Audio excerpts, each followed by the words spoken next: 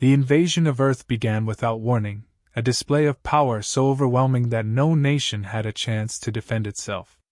The skies were filled with alien ships, massive war machines that blotted out the sun, casting long, dark shadows over cities below. The Xerix Dominion had arrived, and they came with no intention of diplomacy. They saw Earth as a primitive planet, its people as mere obstacles to be removed. Earth's armies, armed with their most advanced technology, were no match for the invaders. In the first wave, the Xerix obliterated air forces and crippled defenses with ease. Human weapons couldn't penetrate their energy shields, and any counterattack was swiftly neutralized by the Xerix's superior firepower. The aliens mocked humanity's efforts, sending broadcasts that ridiculed Earth's attempts at resistance. For the Warlords, it was all too easy, a simple conquest of another backwater planet. On the ground, soldiers fought valiantly, but it was clear that they were fighting a losing battle. Entire battalions were wiped out in minutes, and cities were reduced to rubble. The human race, once the dominant species on the planet, was now fleeing, hiding, and desperate. The governments that had once been so confident in their ability to protect their people had fallen. It was chaos. In the midst of this carnage, the aliens displayed their ruthlessness. The Xerix warlords, towering figures clad in metallic armor, reveled in the destruction. Their broadcasts reached every corner of the globe, taunting humanity, declaring that Earth's defeat was inevitable. They saw the resistance as laughable, an amusing game in which they were the predators, and humanity was the prey. But while Earth's armies crumbled, there were still pockets of resistance that remained. The mountainous regions of the world, too rugged for the Xerix's heavy machinery, became havens for survivors. Here, in the jagged, snow-covered peaks and dense forests, a small number of fighters held out. They knew that in open combat they were doomed. But in the mountains, they had a chance to fight on their terms. Among these survivors was Sergeant Jack Monroe. Once part of a Special Forces unit, Jack had lost everything in the initial invasion: his home, his family, his future. But he wasn't ready to give up. In the mountains, he had found a new mission, a way to strike back at the invaders who thought they were untouchable. Jack was a sniper, trained in stealth, guerrilla tactics, and survival. And while the Xerix warlords laughed at the notion of human resistance, they hadn't yet met someone like Jack. For weeks, Jack had been preparing. He knew the terrain better than anyone, had mapped out every ridge, every valley. Armed with his old but reliable sniper rifle, Jack became a ghost in the mountains. The Xerix forces, with all their advanced technology, couldn't detect him. They couldn't see him, couldn't hear him, and most importantly, they couldn't stop him. He wasn't interested in fighting the alien foot soldiers, the grunts who followed orders without question. Jack's targets were higher up the chain, the warlords who commanded these legions. He knew that taking out one or two of them wouldn't stop the invasion, but it would send a message: humanity wasn't going to roll over and die quietly. His first strike came at dawn. High on a cliff, camouflaged by the rocky landscape, Jack lay motionless, his rifle trained on an alien officer inspecting the area below. It had taken hours of waiting, but patience was part of the job. The warlord, unaware of the danger, stood confidently among his troops, barking orders. Jack slowed his breathing, his finger hovering over the trigger. The distance was long, but this was what he did best. With a calm exhale, Jack squeezed the trigger. The bullet traveled silently through the morning air, finding its mark in the alien's helmet. The warlord crumpled to the ground, dead before he hit it. Chaos erupted among the soldiers, who scattered in confusion. Jack didn't stick around to admire his work. He was already gone, moving through the mountain paths he knew so well, disappearing into the wilderness. The Xerix commanders didn't take the loss seriously at first. To them, it was an annoyance, a small hiccup in their grand scheme. But then it happened again. And again. Every few days, a high-ranking officer would fall, killed by a single shot from an unseen enemy. The broadcasts from the Xerix warlords grew more agitated. They could no longer mock the human resistance so easily. Whoever this sniper was, he was causing real damage, and it was starting to unsettle them. They sent search parties into the mountains, squads equipped with thermal sensors and drones. But it was useless. Jack knew how to avoid detection, how to use the environment to his advantage. He was always one step ahead, and the bodies of alien officers continued to pile up. What had started as a campaign of terror from the Xerix had now become a nightmare for them. The Warlords had underestimated the humans, and now they were paying the price. Word of Jack's exploits spread among the remaining human survivors. They began to see him as a symbol of hope, a reminder that the fight wasn't over yet. The mountains became more than just a hiding place, they became a battleground where Earth still had a chance. And while the rest of the world may have been falling, here, one man was turning the tide. Jack knew he couldn't win the war alone, but that wasn't the point. The point was to show the Xerix that humanity wasn't as weak as they thought.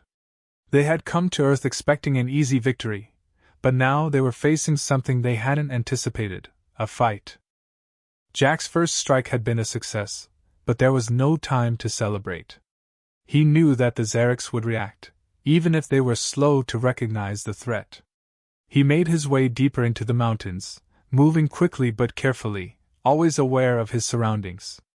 Every step was calculated, every sound registered in his mind. The mountains were his territory now, and he intended to use every advantage they offered. Jack wasn't just any sniper. He had been trained for this kind of warfare, the kind where survival depended on patience, precision, and knowing when to act. The mountains gave him everything he needed: high ground, natural cover, and endless places to hide. The Xerix, despite their advanced technology, were vulnerable here. Their machines were built for domination in open terrain, for overwhelming their enemies with brute force. But in the mountains, their superiority meant nothing.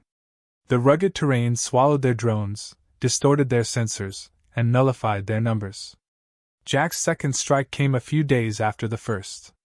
This time, he targeted a convoy traveling through a narrow pass. The alien vehicles were heavily armored, but that didn't matter to Jack. He wasn't going to attack the machines. He had his eyes on the commander sitting comfortably in the lead vehicle, assuming his technology made him untouchable. From a ridge high above, Jack waited. He had scouted the area the previous night, finding the perfect position. Now he lay flat on the cold ground, his rifle resting steady against the rock. The convoy moved slowly below, the soldiers scanning the area, but none of them looked high enough. Jack was invisible to them. The shot was lined up. He slowed his breathing, waiting for the perfect moment. And then, with the squeeze of a trigger, it was over. The bullet pierced the commander's helmet, and the alien slumped forward in his seat. The convoy halted in confusion. Jack watched for a moment as the Xerix soldiers scrambled, unsure of what had happened. He didn't need to stick around to see the aftermath.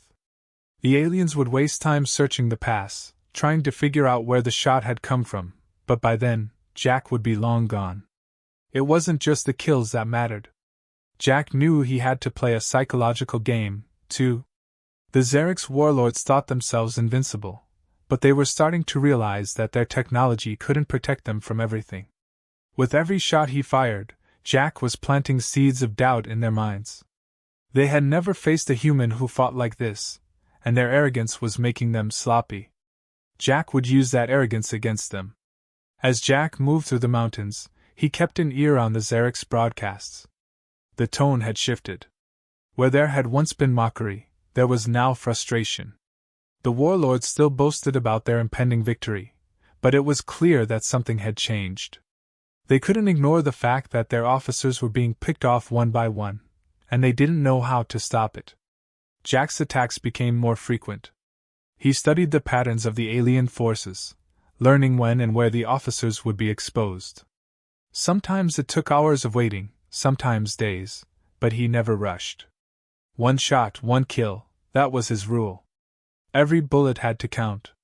He knew he didn't have the luxury of an endless supply of ammunition, so every time he pulled the trigger, it had to matter. The aliens tried to adapt. They began sending out patrols specifically to hunt him down. They brought in more drones, more soldiers, and more advanced technology. But Jack was always one step ahead. He understood the land in a way they never could. He moved through the mountains like a ghost, leaving no trace, always disappearing before they could get close. The frustration among the Xerx's forces was palpable. They were used to crushing their enemies with overwhelming power, but here, in the mountains, they were helpless. The fear started to spread. Jack could sense it. The soldiers moved differently now, more cautiously. They were no longer the unstoppable force they had been when they first landed on Earth. Now, every step they took was filled with uncertainty. They didn't know where the next bullet would come from, or who it would hit. The warlords had put a bounty on Jack's head, offering rewards to anyone who could bring him in. But even with the promise of wealth and status, no one could find him. One day, while moving to a new position, Jack overheard a conversation between two alien soldiers. They were speaking in hushed tones, their voices tinged with fear. They talked about him, though they didn't know his name. To them, he was a phantom, a killer who struck without warning and vanished without a trace. Jack smiled to himself. The psychological toll was starting to take effect. But Jack knew that the warlords wouldn't let this go unanswered forever. The Xerxes were proud, and their pride wouldn't allow them to admit defeat. They would come for him eventually, and when they did, they would send their best. That was fine with Jack. He had no illusions about what he was up against. The warlords had all the resources they needed to win this war. But he also knew that in the mountains, their resources meant little. Here, it was about skill, patience, and determination. And Jack had all three. Jack continued to operate in the shadows, striking when the opportunity presented itself, and retreating before the enemy could react. He had become a master of his craft, turning the mountains into his personal hunting ground. Each kill was precise, deliberate. He didn't leave anything to chance. The aliens, for all their technology, had no answer for him. They tried deploying new tactics, setting traps of their own, but Jack could see through them. He used the terrain to his advantage, always staying one step ahead. He wasn't just a sniper, he was a predator, and the Xerxes were his prey. But as the days went on, Jack could feel the tension building. He knew that sooner or later the warlords would send someone to deal with him personally. They wouldn't tolerate this humiliation much longer. And when that time came, Jack would be ready. He had been preparing for this moment since the invasion began. The mountains were his home now, and he would defend them to the last breath. The alien warlords were no longer laughing. Jack's relentless precision had shaken them to their core. What had started as a nuisance was now a serious problem. Their officers were falling, one after another, and no matter what measures they put in place, they couldn't stop it. The Xerxes were used to dominating their enemies, crushing resistance with ease. But this sniper in the mountains had become an invisible menace, and their frustration was growing. That frustration quickly turned into fear. The warlords had no choice but to acknowledge the threat. They had lost too many commanders, too many key figures in their hierarchy, to dismiss it any longer. Jack's actions had disrupted their entire operation. Their supply lines were fractured, their troops demoralized, and their once straightforward conquest had been thrown into chaos. It was time for the Xerxes to change their approach. Warlord Threx, one of the Dominion's most feared generals, was dispatched to deal with the sniper personally. Threx wasn't like the others. He was a brutal tactician, known for his ruthlessness and efficiency. If anyone could put an end to this human thorn in their side, it was him. He had never faced an enemy he couldn't crush, and he intended to bring that reputation to earth. Threx arrived in the mountains with a contingent of his best soldiers. Unlike the previous search parties, these were elite warriors, trained in tracking, equipped with the latest in alien technology. They had the finest drones, thermal sensors, and surveillance systems at their disposal. Jack's time was running out, at least that's what Threx believed. The hunt began immediately. Threx's forces scoured the mountains, systematically combing through the area. They had studied Jack's previous strikes, mapped out the likely routes he used, and set traps of their own, hoping to corner him. Threx was methodical, patient. He didn't underestimate Jack, which made him different from the other warlords. Threx knew that this human was dangerous, and he was determined to be the one who brought him down. But Jack had anticipated this. He had known that eventually, the Xerix would send someone serious. As he watched Threx's forces move through the mountains, Jack knew this hunt would be different from the others. These soldiers were better trained, more cautious. They didn't make the same mistakes as the earlier patrols. They moved with precision, their movements calculated, their scans thorough. It was a challenge Jack had been waiting for. The psychological game that Jack had been playing with the Xerix now intensified. He didn't strike immediately. Instead, he watched, studied their patterns, learned their weaknesses. He let them think they were gaining ground, allowed them to feel like they were closing in on him. But all the while, Jack was preparing. Threx, despite his caution, began to feel the strain. His soldiers had been searching for days, and while they had uncovered traces of Jack's movements, footprints, disturbed foliage, they hadn't come close to catching him. The mountains seemed to swallow the human up every time they got near. The tension within Threx's ranks was growing. They had never faced an enemy like this, one who could move unseen and strike without warning. Morale was beginning to fray. Jack decided it was time to make his move. He had been setting traps of his own, manipulating the environment to confuse and mislead Threx's forces. He knew the terrain better than they ever could, and he used it to full effect. He planted false signs, lured the soldiers into dead ends, and used the natural landscape to his advantage. He was playing a game of cat and mouse, but he was always the cat. Threx's forces stumbled into one of Jack's traps one evening. They had been following what they thought were his tracks, leading them into a narrow gorge. But as they moved deeper into the pass, the terrain became more treacherous. Suddenly, the ground gave way beneath them. Jack had rigged the area with explosives, carefully concealed in the rocks. The explosion was small but precise, triggering a rock slide that buried several of Threx's best soldiers. The survivors scrambled to regroup, but the damage had been done. Threx's elite force had been reduced, and the soldiers who remained were shaken. Jack hadn't even fired a shot, yet he had struck a critical blow. Threx, however, refused to retreat. His pride wouldn't allow it. He was furious, but he channeled that rage into determination. He was going to find Jack, no matter the cost. But Jack was already ahead of him. After the rock slide, Jack repositioned himself high above the gorge. He watched as Threx and his remaining soldiers regrouped, trying to recover from the ambush. Threx was exposed, vulnerable, but Jack didn't take the shot. Not yet. He wanted Threx to feel the pressure, to know that he was being hunted. For the next several days, Jack continued to harass Threx's forces. He set more traps, picked off isolated soldiers, and disappeared before anyone could react. The mountains had become his domain, and Threx was beginning to realize just how dangerous it was to face a sniper on his home turf. Threx's anger grew with each passing day. He had underestimated just how difficult this hunt would be. His elite team had been reduced to a handful of soldiers, their numbers thinning with each ambush. He was used to being the predator, but now he found himself in unfamiliar territory. Jack wasn't fighting the way any of Threx's previous enemies had. This wasn't a battlefield, it was a hunting ground, and Threx was the prey. The final breaking point came when Jack picked off Threx's second-in-command with a single shot. The officer had been scanning the area with a drone, trying to locate Jack's position, when the bullet struck him clean through the visor. The body crumpled to the ground, and the rest of Threx's soldiers panicked.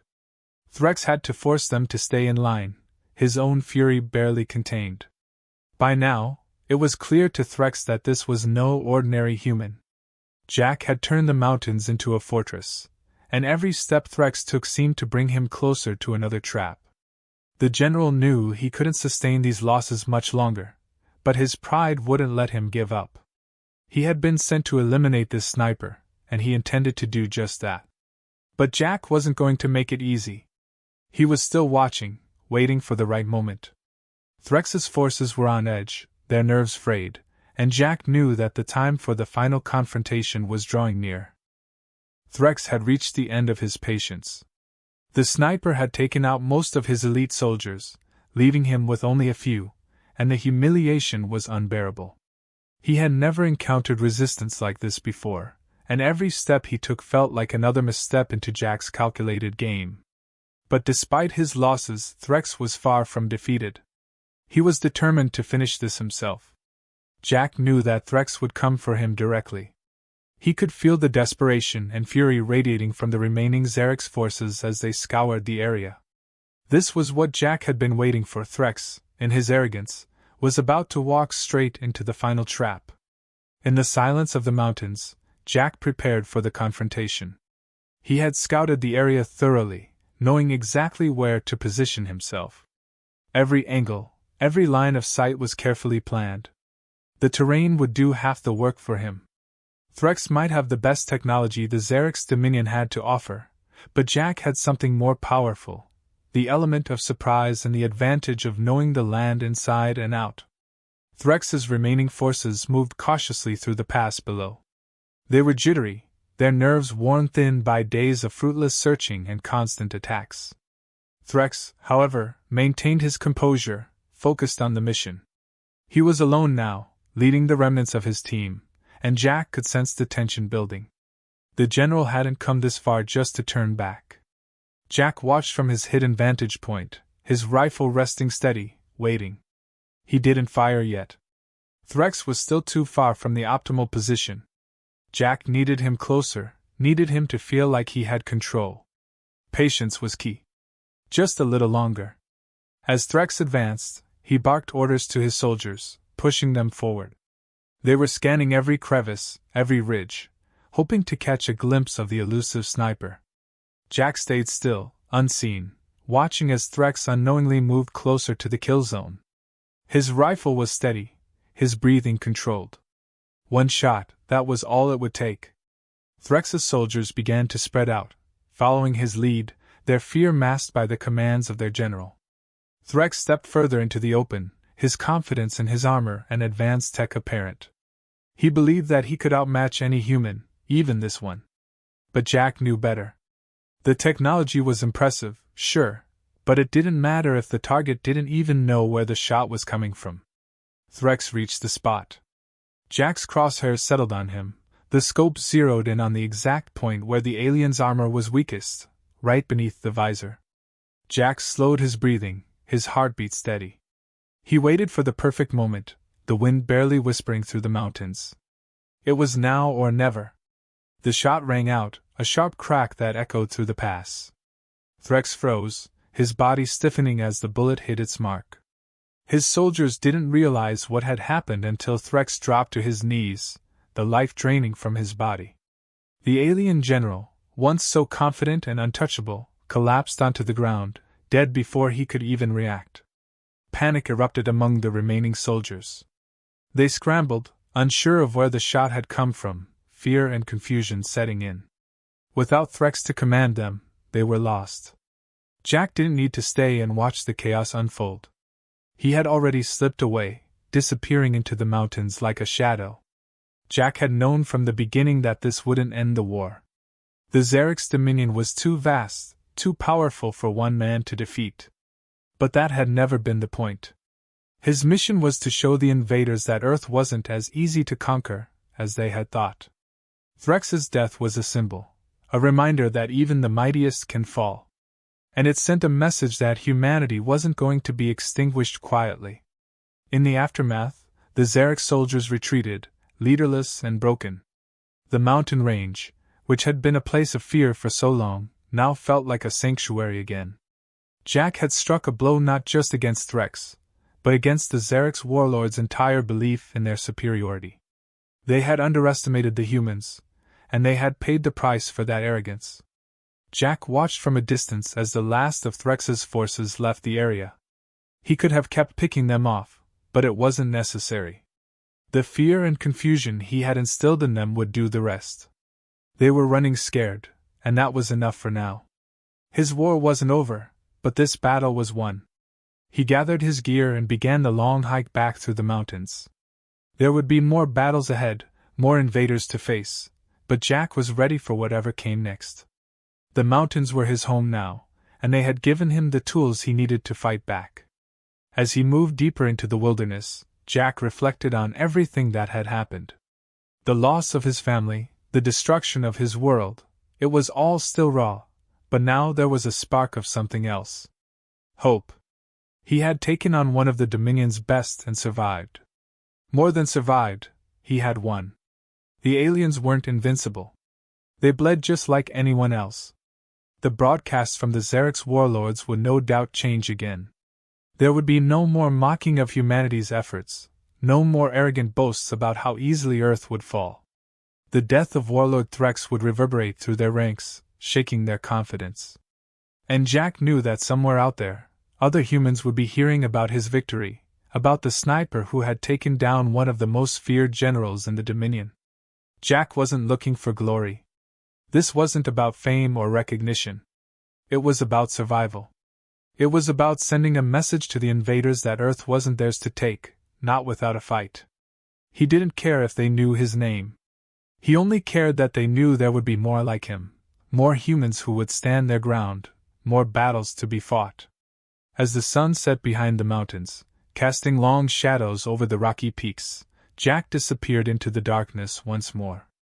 The war would continue, but so would he.